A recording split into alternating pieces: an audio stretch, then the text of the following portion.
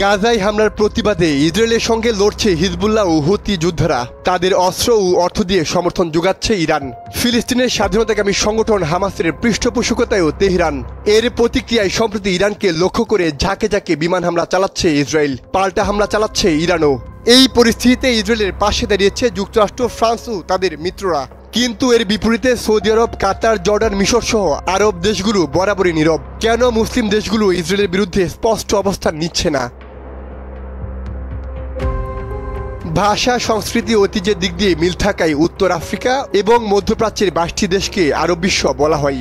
দেশগুলোর স্বাধীনতা ও সার্বভৌমত্ব রক্ষায় 1945 সালের 22 মার্চ আরব লীগ গঠিত হয়। 1947 সালে প্রতিষ্ঠার পর থেকে আগ্রাসী ইসরায়েল বছরের পর বছর ধরে মধ্যপ্রাচ্য দখলের চেষ্টায় ব্যস্ত তারা।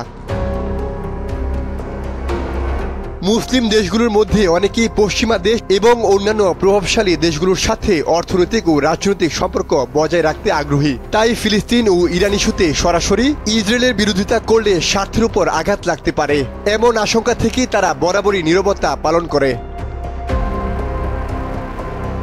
কিছু মুসলিম দেশ আঞ্চলিক নেতৃত্ব বা প্রভাব বিস্তারের জন্য আগ্রহী এবং যুদ্ধ ইস্যুতে সরাসরি অবস্থান নিলে সেই আকাঙ্ক্ষা বাধাগ্রস্ত হতে পারে। তাই তারা পরিস্থিতি পর্যবেক্ষণ করে চলতে পছন্দ করে।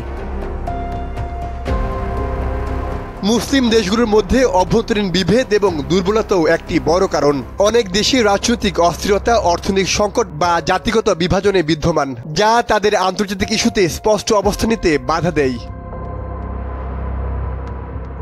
কিছু বিশ্লেষকের মতে মুসলিম দেশগুলোর এই নীরবতা এক ধরনের ভূ রাজনৈতিক কৌশল। তারা হয়তো মনে করে সরাসরি বিরোধিতা করার চেয়ে কূটনৈতিকভাবে পরিস্থিতি সামাল দেওয়াটা বেশি ফলপ্রসূ। ফিলিস্তিন ও ইরান ইস্যুতে মুসলিম দেশগুলোর মধ্যে ঐক্যমত্যের অভাবও একটি বড় কারণ। কিছু দেশ ফিলিস্তিনের অধিকার ব্যাপারে সোচ্চার হলেও অন্যরা ইসরায়েলের সঙ্গে সম্পর্ক স্বাভাবিক করার পক্ষে, যার কারণে ইসরায়েল বছরের পর বছর ধরে মুসলিমদের উপর আরও আগ্রাসী হয়ে উঠছে। সাইমুল হক খান, সময়ের আলো।